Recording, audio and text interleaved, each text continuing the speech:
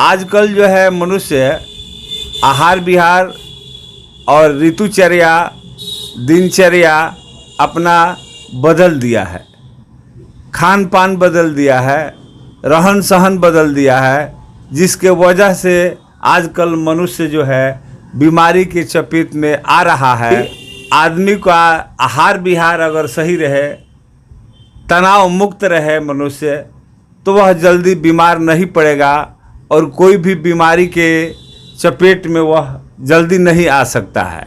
आयुर्वेद का जो है उत्पत्ति समुद्र मंथन के पश्चात भगवान धन्वंतरी उसको ले आए और उस समय से जो है यह चिकित्सा पृथ्वी पर चल रही है। सरकार अगर ऐसे चिकित्सा पद्धति को बढ़ावा अगर देती है तो आयुर्वेद में जो है उस तरह का चिकित्सा विज्ञान है कि कोई भी जांच पड़ताल कराने की जरूरत नहीं होगी। मात्र केवल नाड़ी विज्ञान को अगर सरकार बढ़ावा देती है तो मात्र नाड़ी देख करके चिकित्सक समझ जाएंगे कि आपको कौन सा रोग हुआ है। नमस्कार, मैं हूं राजेश पांडे। आप देख रहे हैं श्री नारद मीडिया। नारद मीडिया की टीम इस समय सिवान नगर में है और ये डॉक्टर सीवी मिश्रा का चिकित्सालय है, क्लिनिक है और ये हॉस्पिटल रोड में स्थित है। डॉक्टर साहब से हम आयुर्वेद को लेके और जो आजकल ये रोग चला हुआ है इसको लेके हम और प्रतिरोधक क्षमता व्यक्ति कैसे विकास करे, कौन सी ऐसी दवा है, औषधि है, उसको लेकर हम बात करेंगे। डॉक्टर साहब, पहले आप ये बताइए कि आजकल जो ये रोग चला हुआ है, क्या इसका निदान आयुर्वेद में है और आयुर्वेद इसकी कैसे उपचार कर सकता है? देखिए, आजकल जो महामारी फैली हुई है, इस महामारी में आयुर्वेद जो है 99% सफल चिकित्सा है। आयुर्वेद में शुरू से आहार विहार और दिनचर्या और रात्रिचर्या का अगर आप पालन करते हैं तो आप हमेशा स्वस्थ रहिएगा। आजकल जो है मनुष्य आहार विहार और ऋतुचर्या दिनचर्या अपना बदल दिया है, खान पान बदल दिया है, रहन सहन बदल दिया है, जिसके वजह से आजकल मनुष्य जो है बीमारी के चपेट में आ रहा है और उसको कोई न कोई औषधि लेने की ज़रूरत पड़ती है। तनाव उसके जीवन में तनाव ज़्यादा हो जाता है, जबकि आदमी का आहार विहार अगर सही रहे, तनाव मुक्त रहे मनुष्य, तो वह जल्दी बीमार नहीं पड़ेगा और कोई भी बीमारी के चपेट में वह जल्दी नहीं आ सकता है। बहरहाल, अगर मान लीजिए किसी बीमारी के चपेट में आने के पूर्व आप जो है आयुर्वेदिक औषधियों का सेवन करते हैं तो आप किसी बीमारी के चपेट में जल्दी नहीं आइएगा। आयुर्वेद का कोई साइड इफेक्ट नहीं है और आयुर्वेदीय चिकित्सा या आयुर्वेदीय औषधि वैसी है जो हानि रहित औषधि है और हर उम्र के लोगों के लिए लाभान्वित होती है। इसका कोई जो है नुकसान नहीं है। आयुर्वेद में एक दिन के बच्चा से लेकर के 100 वर्ष के वृद्ध व्यक्ति तक का भी औषधि तैयार किया गया है। अगर सरकार जो है जिस प्रकार अंग्रेजी चिकित्सा पद्धति जो हम लोगों के यहाँ मात्र 200 वर्षों से चिकित्सा व्यवसाय में आगे बढ़ रही है, मगर आयुर्वेदीय चिकित्सा पद्धति जो है जब से पृथ्वी पर मनुष्य का जन्म हुआ और उस समय जो चिकित्सा के संबंधित जो वेद आया, ये जो है वेद का नाम पड़ा आयुर्वेद। आयुर्वेद का जो है उत्पत्ति समुद्र मंथन के पश्चात भगवान धन्वंतरी उसको ले आए और उस समय से जो है यह चिकित्सा पृथ्वी पर चल रही है। सरकार अगर ऐसे चिकित्सा पद्धति को बढ़ावा अगर देती है तो आयुर्वेद में जो है उस तरह का चिकित्सा विज्ञान है कि कोई भी जांच पड़ताल कराने की जरूरत नहीं होगी। मात्र केवल नाड़ी विज्ञान को अगर सरकार बढ़ावा देती है तो मात्र नाड़ी देख करके चिकित्सक समझ जाएंगे कि आपको कौन सा रोग हुआ है। डॉक्टर साहब, कोई भी व्यक्ति आयुर्वेद पद्धति से जो औषधि है इसको ये हमेशा क्या ले सकता है अगर वो रोग से युक्त है या रोग से मुक्त है, लेकिन तब पर भी वो क्या ले सकता है हमेशा औषधि? हाँ, आयुर्वेदीय औषधि को पालन करने के लिए कोई बीमारी हो या न हो यह नहीं सोचना है। रोग प्रतिरोधक क्षमता का जो औषधि है, बाजार में अनेकों औषधियां हैं, मगर उस सब में जो है जो चिकित्सक हैं अपने अपने अनुभव से एक एक मेडिसिन जो है चलाते हैं और जिसका रिजल्ट परिणाम पाते हैं। उस तरह से मेरे नज़र में एक औषधि है अमृत जुग। डॉक्टर साहब उस पर हम आएंगे, हाँ। लेकिन आप सबसे पहले ये बताइए कि सरकार के तरफ से आखिर आयुर्वेद को क्यों नहीं बढ़ावा दिया जा रहा है, जबकि ये इतना सस्ता, सुलभ, सजग और हमारे वातावरण में इसकी औषधियाँ आराम से मिल जाएंगी, तो लोगों को इसके प्रति जागरूक और इसके प्रति आखिर आगे क्यों नहीं बढ़ावा दिया रहा है? क्या सरकार को दिक्कत हो रही है? अब देखिए, सरकार की मानसा क्या है हम लोग तो नहीं जानते हैं, मगर सरकार से हमारा जो है एक अनुरोध है, अपील है कि आज से हजारों वर्ष पहले महर्षि सुश्रुत ने जो है शरीर में हड्डियों की संख्या, नस की संख्या, मांसपेशियों की संख्या, दिमाग में कितना क्या है बोन हड्डी, ये सब जो बता दिया, आज मेडिकल साइंस उसको कोई गलत नहीं काट सकता है। हमारे मनुष्यों ने 0 से लेकर के 9 तक जो अंक पैदा कर दिया, चाहे अमेरिका और रूस, इंग्लैंड, जापान, कोई भी एक संख्या उसमें नहीं बढ़ा सका। इसलिए सरकार को सोचना चाहिए, जो हम लोगों के यहाँ की चिकित्सा पद्धति है, पूरा कंट्री अपने अपने देश का चिकित्सा जो है आगे बढ़ा रहा है और अपनी पद्धति से बढ़ा रहा है। और एक हम है कि जो और एक हम है, हमारे हिंदुस्तान है कि हमारे हिंदुस्तान का जो चिकित्सा पद्धति हानि रहित है, आयातिक है और यहाँ पर सारे चीज उपलब्ध हैं, और उसको सरकार न मालूम कारण क्या है कि बढ़ावा उसको नहीं दे रही है। अगर सरकार इसको बढ़ावा दे, इस पर वैज्ञानिक दृष्टिकोण से काम करे, इस पर भी शोध का काम करे, तो यह चिकित्सा जो है सर्वोपरि चिकित्सा है। और जो भी चिकित्साएं संसार में निकली हुई है, आयुर्वेद से ही चिकित्सा पद्धति निकली हुई है।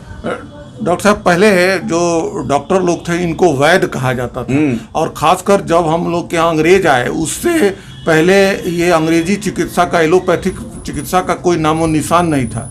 तो ये माना जा सकता है कि अंग्रेज की गुलामी की वजह से हम लोगों ने इस तरह के चिकित्सा पद्धति को अपना लिया, और उसके बाद जो आज़ाद भारत की जो सरकार है उन्होंने इस तरह की चिकित्सा पद्धति को बढ़ावा दिया, ताकि एक अलग तरह की मानसिकता लोगों में पनपे और एक अलग तरीका का लोगों के अंदर दिमाग विकसित हो। लेकिन आज भी आयुर्वेद जो है वो काफ़ी कारगर है। सरकार इसको कैसे बढ़ावा दे सर, इस पर सुझाव कुछ दीजिए।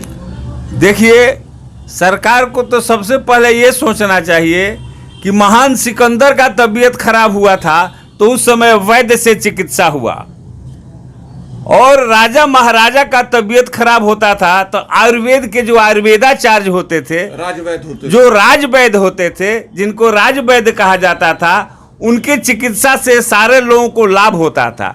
उसी का थोड़ा सा जो है आगे आधुनिकीकरण कर दिया गया है, रूपांतर कर दिया गया है। आयुर्वेदाचार्य BAMS की उपाधि अब दी जाती है, आयुर्वेदाचार्य और BAMS की उपाधि दी जाती है, जो मॉडर्न युग के अनुसार है।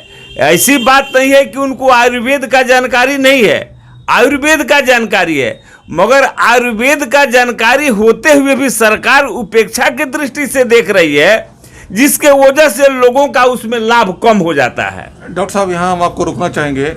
एक और बात है कि जो आयुर्वेदाचार्य लोग हैं वो भी एलोपैथिक जो चिकित्सा पद्धति है उसको बड़ा लालसा की निगाह से देखते हैं। नाम तो आयुर्वेदाचार्य रखे हैं, लेकिन उपचार उससे करते हैं, उनका कहीं ना कहीं लस्ट जो है, यानी कहीं ना कहीं उनकी मानसिकता एलोपैथिक की तरफ है, और वो अपने बच्चों को भी एलोपैथिक पढ़ाना पड़ेगा। क्या ये माना जाए कि उनके कहीं ना कहीं दिमाग में ये अवश्य होता है कि आयुर्वेद से बहुत कुछ नहीं पाया जा सकता है? देखिए, यह सब जो है सरकार का देन है।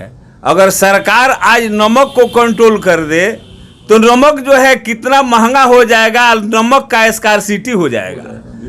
उसी प्रकार जब सरकार आयुर्वेद पर ध्यान दे देगी तो यह आयुर्वेद जो है हानि रहित चिकित्सा पद्धति पर सारे लोगों का ध्यान आ जाएगा।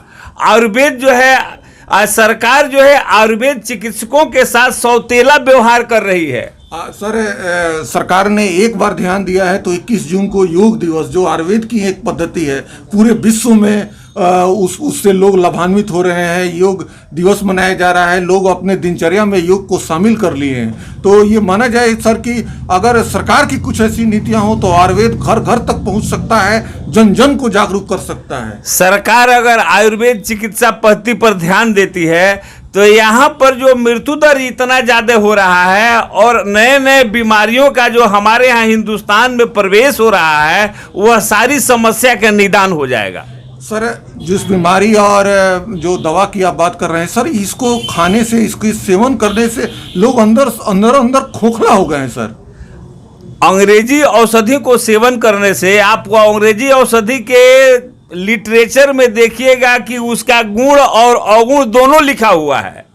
वो इलाज नहीं, सिम्टम का इलाज करता है। वह जो है एक सप्रेसिव ट्रीटमेंट है, बीमारी को कुछ देर के लिए दबा देता है। क्यूरेटिव ट्रीटमेंट जो है अंग्रेजी चिकित्सा पद्धति को नहीं कहा जाता है, नहीं कहा जा सकता है। वो जो है मतलब जनता को जागरूक होने की जरूरत है, लोगों को आयुर्वेद अपनाने की जरूरत है। डॉक्टर साहब आपसे अंतिम सवाल ये पूछेंगे, जो रोग प्रतिरोधक क्षमता या हमारे शरीर की जो प्रतिरोधक क्षमता हमेशा अच्छा रहे, इसके लिए आप कौन सी औषधि लोगों को बताना चाहेंगे ताकि उसके नियमित सेवन से लोग हमेशा निरोग रहें?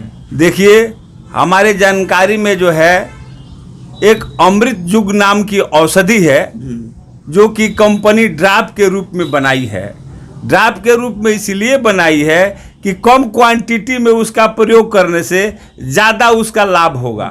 जिसमें कि हल्दी, आप बरसों से जानते हैं कि हल्दी शरीर के लिए कितना इम्यूनिटी है। और मान लीजिए जो लोग भी कहते हैं कि हल्दी दूध में पीजिए, अश्वगंधा खाइए, तुलसी पत्र पीजिए, मगर कभी मिले कभी नहीं मिले, कभी सूख गया, कभी कठिनाई हो गया, हर आदमी को सुलभ नहीं होगा। इसलिए यह कंपनी जो है आपको हल्दी और तुलसी और अश्वगंधा का एक्सट्रैक्ट के रूप में ले आई है कि आपको आसानी से आपके घर में सुलभ हो जाएगा।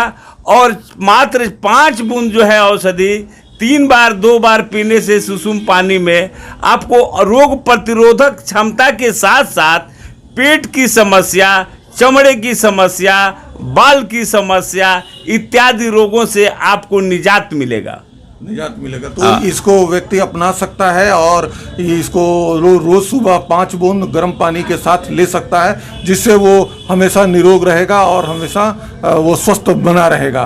डॉक्टर साहब, आपने नारद मीडिया से इतनी अच्छी जानकारी दी, इसके लिए आपका बहुत बहुत धन्यवाद। देखिए, आपकी टीम और आपके साथ आए हुए लोगों को मेरे यहाँ से धन्यवाद। और मैं आपसे यह अनुरोध करूँगा कि आप अपने चैनल के माध्यम से लोगों को सुनने के लिए प्रेरित कीजिएगा, तो जनता को लाभ मिलेगा और जनता जो है सजग हो जाएगी और अनुपान और आहार विहार का पालन करेगी, लोग अस्वस्थ नहीं रहेंगे। जय हिंद, जय बिहार। जानकारी ये देनी है कि डॉक्टर साहब इस महामारी के समय में भी अपने चिकित्सालय में, अपने क्लिनिक में लगातार बैठ रहे हैं। सुबह 9 साढ़े 9 बजे से लेकर 2-2:30 बजे तक डॉक्टर साहब बैठते हैं। यहाँ उनका मोबाइल नंबर है जिस पर आप कभी भी 24 घंटे कभी भी आप इनसे संपर्क कर सकते हैं। और किसी भी रोग को अगर जड़ से मतलब उसको हमेशा के लिए अगर आप छुड़ाना चाहते हैं तो डॉक्टर सीवी मिश्रा के चिकित्सालय में आपको आना पड़ेगा और इनसे परामर्श लेना पड़ेगा और निश्चित ही आप लाभान्वित होंगे। डॉक्टर साहब को एक बार पुनः धन्यवाद। मैं नारद मीडिया के लिए राजेश पांडे। जी हाँ, JR कॉन्वेंट दोन में सत्र 20-21-22 के लिए नामांकन प्रारंभ।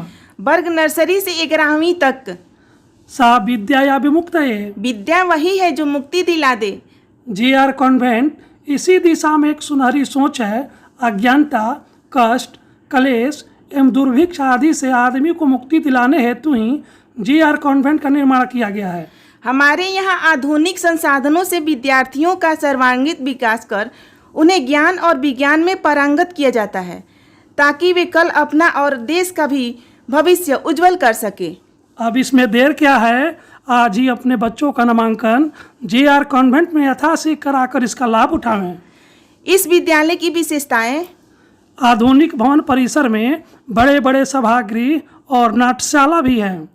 साइंस, सामाजिक विज्ञान, गणित, कंप्यूटर विषयों के लिए पूर्ण सुसज्जित प्रयोगशालाएं, 10,000 से अधिक पुस्तकों की सुसज्जित लाइब्रेरी, बंगाल, उड़ीसा, असम, उत्तर प्रदेश, बिहार के कुशल प्रशिक्षित शिक्षक, बृहद खेल का मैदान, ऑनलाइन एवं आधुनिक तकनीक के द्वारा पठन पाठन, स्मार्ट क्लास, इंटरनेट कनेक्शन।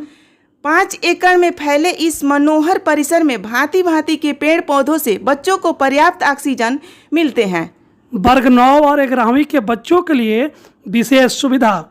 प्रत्येक दिन जॉन इलियट ITI में डीजल इंजन, मैकेनिकल और इलेक्ट्रिकल ट्रेड का निःशुल्क ज्ञान दिया जाता है।